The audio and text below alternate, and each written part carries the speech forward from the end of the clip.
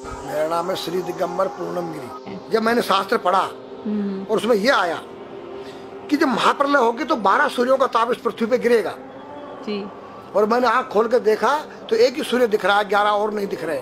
मैंने उनसे तर्क किया कि 12 ही लिखा है, गलत लिखा है कि 12 सूर्यों का ताप पड़ेगा, एक ही सूर्य 12 कहाँ है? तो उन्होंने कहा बेटा ये सत्य लिखा है, जो वर्तमान में हमारा सूर्य का प्रकाश आ रहा है ये केवल 8% आ रहा है। 92% ओजोन परत पर रुक जा रहा है, जो अल्ट्रावायलेट किरणें जिसको कहते हैं। ओके। यहाँ केवल 8 आ रहा है विटामिन डी को लेकर, रेडियम से युक्त होकर। जब ओजोन परत फट जाएगा, टूट जाएगा तो 12 96 डिग्री जब तापमान आएगा तो 12 सूर्यों का ताप पड़ेगा। ये पूरी पृथ्वी आग का गोला बन जाएगी। नागा का स्वरूप है जी, ये महादेव का स्वरूप है जी, एक बालक का स्वरूप है जी। बालक में क्या चीज नहीं होती है? निर्मल मन जन सो मोई पावा, मोये छल छिद्र कपट नहीं सुहावा। तो बच्चे के दिल के अंदर न काम है, न क्रोध है, न लोभ है, न मोह है, न मद है। वो नंगा किसी तेरी गोद में बैठ जाए, नंगा उसकी गोद में बैठ जाए।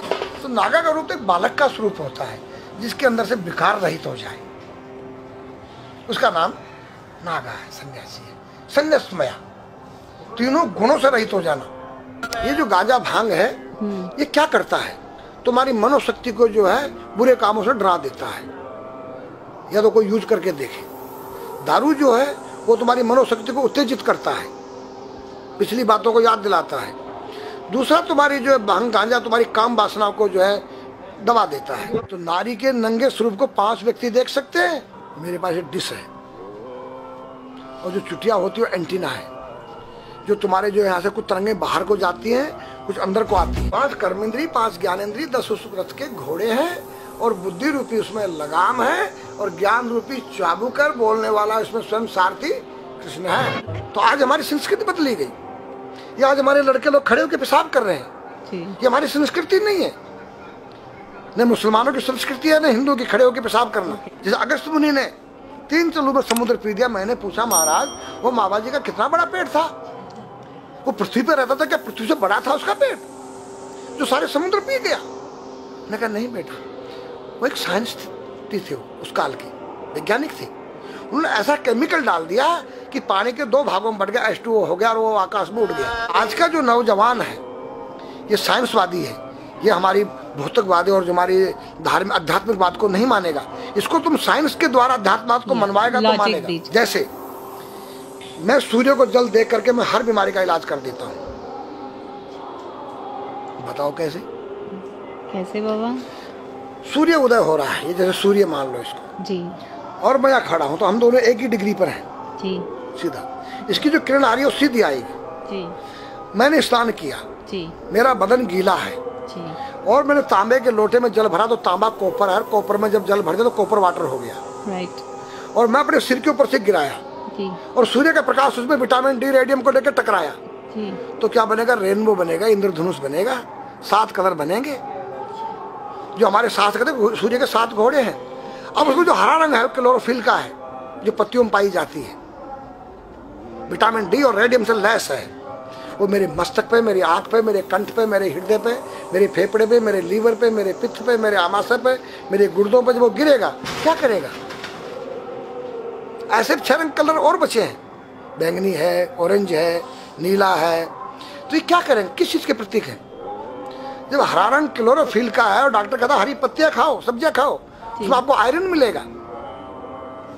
तो अब वो जो विटामिन डी से जो हरा रंग पैदा हुआ है सूर्य की किरण से कॉपर वाटर में, वो क्या करेगा? कोई वैज्ञानिक बताए तो सही मुझे। एक अमेरिका का चेला है, एक रूस का है, वो मेरे भक्त बने हुए हैं। हरिद्वार में क्या वो कोई जल दे रहा होगा सूर्य को, वो भी अपने ऐसे फेंक रहा है, मैं बैठा देख रहा हूँ ये क्या कर रहा है। मैंने उसको बुलाया तो मैंने यही फार्मूला उसको समझाया। वो मेरा शिष्य बनेगा। बोला ओ ये तो साइंस। मस्तिष्क पर तिलक क्यों लगाते हो इस जगह पर?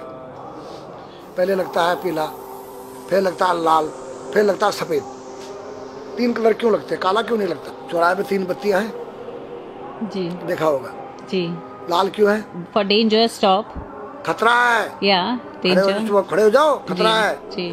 पीला देखो चलना नहीं है, हाँ, देखो रेडी रहो, देखो।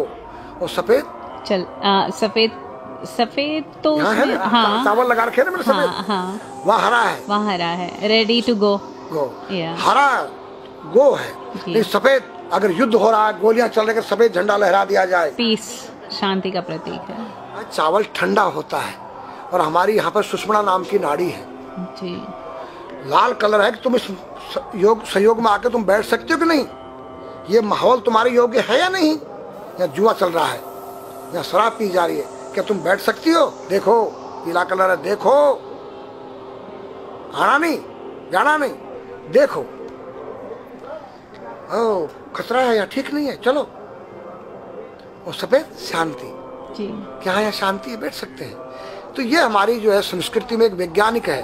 जब हम खाते गैस बनती है, तो चावल जब पानी में भीगे बाद ठंडा हो जाता है और हमारी सुषुम्ना नाड़ी पर जब लग गया है तो उस नाड़ी को ठंडा करने लग गया है। उस नाड़ी से कोई गर्म गैस को ऊपर चढ़ने नहीं देगा। और हमारे सिर ब्रह्मांड में, हमारे सिर के अंदर कोई ऐसी वायु गैस जाकर तुम्हारी सिर को परेशान नहीं कर सकता है। तो मेरे पास जितने हमारे शास्त्र पुराण ग्रंथ हैं, ये साइंस है। मैं साइंस के द्वारा इन वैज्ञानिकों को समझा सकता हूँ और रगड़ा सकता हूँ। कहा जाता है कि नागा बाबा जो हैं वो कुंभ मेले के बाद विलुप्त हो जाते हैं, ऐसा कुछ है क्या? ऐसा नहीं है। जैसे हम गंगोत्री धाम हिमालय में रहते हैं जी, वहाँ मुझे हिमालय पसंद आया। जी, क्यों? कि तुम गर्मी से बचने के लिए तुम्हारे रूम में एसी लगी है, जी, ठंडा पानी पीने के लिए तुम्हारे पास कृत्रिम जो है फ्रिज लगा है, जी, हवा लेने के लिए तुम्हारे को पंखे या कूलर जो है कृत्रिम लगे हैं। लेकिन भोलेनाथ बाबा ने मेरे लिए नेचुरल एसी लगा रखी है और नेचुरल फ्रिज लगाया है, नेचुरल पंखे लगे हैं। तो मैंने सब कुछ त्याग दिया। छाती में तो मैं कुछ लेके नहीं जा सकता हूँ, चाहे मेरे पास अरबों खरबों रुपया हो, जी। खाऊंगा मैं उतना ही जितनी मेरी पेट के अंदर भूख है। पढ़ना लिखना ये तो सहज चातुरी, काम धैन मन बस करन गगन चढ़न मुश्किल। काम धैन मतलब अपने वीर्य को कंट्रोल करना, अपने मन को कंट्रोल करना और अपने प्राण को ब्रह्मांड में यहाँ ले जाना। ये खोपड़ी क्या है? ब्रह्मांड है। उसको कहते हैं समाधि। सारे शरीर के प्राणों इकट्ठा करके इस ब्रह्मांड में मस्तिष्क में ले जाके बैठ जाना, जिसको ब्रह्मरंध्र कहते हैं, उस गुफा के अंदर। ये तीन वस्तु मुश्किल है, बाकी सब आसान है। अपरिग्रह मतलब उतना रखो जितना तुम्हें आवश्यकता है, अधिक मत रखो। अब तुम अष्टांग योग जो है पतंजलि लगा रहे हो और व्यापार बिजनेस चालू है, मेरी दूध को ले लो, टूथपेस्ट ले लो। अब मेरा आयुर्वेदिक अंडरवियर आ गया है। मैंने बोला वो कैसा है कि मैंने गंगा जल में जड़ी बूटे के रस में धागे भिगोए थे तब बनाया था। और मेरा दावा है कोई कितना योग कर ले कोई स्वस्थ नहीं रह सकता है। क्यों? खान पीन तुम्हारा केमिकल, वायु में तुम्हारा केमिकल, पानी में तुम्हारा केमिकल। अब जो तुम आरओ का पानी नहीं पी रहे हो, उसके पानी के गुण ही नष्ट हो गए सब। उत्तर को सिर करके सोना क्यों मना किया है साइंस ने? हमारे शास्त्र मना करते हैं। हम उत्तर को सिर करके सोएंगे, दक्षिण को पैर करके। हम जब उठेंगे तो हमारी दृष्टि कहाँ? दक्षिण की तरफ जाती है। दक्षिण में यम का वास होता है। और जब दक्षिण को सिर करके सोएंगे तो हमारा मुंह उत्तर को जाएगा। उत्तर हिमालय है, भगवान शिव का कैलाश है। साइंस कहता है कि पृथ्वी के उत्तर ध्रुव दक्षिण ध्रुव है। पृथ्वी कैसी है पता है? तेरा सिर, सेम तेरा चेहरा 23.5 डिग्री के अंश पर है। ये थोड़ी सी चुटिया नाप लेना अपनी प्रकार लेकर के। तुम भी नाप लेना, तुम भी नाप लेना, मैं भी नाप लूँ चाहे। ये थोड़ी सी चुटिया 90 पर नहीं है, ऐसे तिरछी झुकी हुई है। ये चुटिया ये थोड़ी है, 66.5 डिग्री कोण बनाती है। तो ये जो चुंबकीय मैग्नेट पावर है उत्तर से नॉर्थ से साउथ तक, हम जब सिर उत्तर की तरफ करेंगे तो ये नॉर्थ है, वो नॉर्थ है। नॉर्थ को नॉर्थ धक्का मारेगा तो तुम्हारे दिमाग में और तुम्हारे हार्ट में डिस्प्रोजन होगा और बैलेंस बिगाड़ेगा। इसलिए साइंस में कहता है कि उत्तर की ओर सिर मत करो, और हमारे शास्त्र भी कहते हैं कि उधर मत करो, नीचे उधर दक्षिण की तरफ यम का वास है, उनकी तरफ दृष्टि पड़ती उठते ही। मतलब एक कहने का फर्क है, एक चीज एक ही है। आज हमारे पास योग की विद्या थी वो गायब हो चुकी है। अब तो जो थोड़ा सा कोई एक चूहा था, वो दुकान में गया, उसको एक हल्दी कंकर मिल गया, बोला हम पंसारी हो गया है। हल्दी मिल जाने से पंसारी बन गया। जो पीटी स्कूल में कभी किया होगा आप लोगों ने, पढ़ा होगा स्कूल में, उसी को योग कह रहे हैं। योग क्या है? भगवान कृष्ण के पास था, उज्जैन गए थे संदीपनी ऋषि के पास सीखने के लिए। एक ही समय में 16,808 रानियों के साथ बात कर रहे हैं, अलग अलग रूप में। योग से अनेक रूप बन सकते हैं। योग हनुमान जी के पास था। जब लंका में घुसे हैं तो मच्छर का रूप बनाया उन्होंने, मत्स्य के समान रूप धर कपि, मच्छर के समान। जब सीता के पास गए छोटे से बनकर तो पूछा क्या तेरे जैसे ही है सब? कि हाँ। फिर तो श्रीलंका पे विजय पाना असंभव है।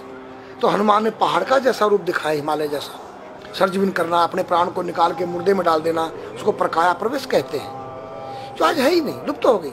जो जानता है किसी को बताता नहीं है। अगर उसका कोई शिष्य है उसको बताना चाहो, उसको जिज्ञासा नहीं उस शिष्य को सीखने के लिए।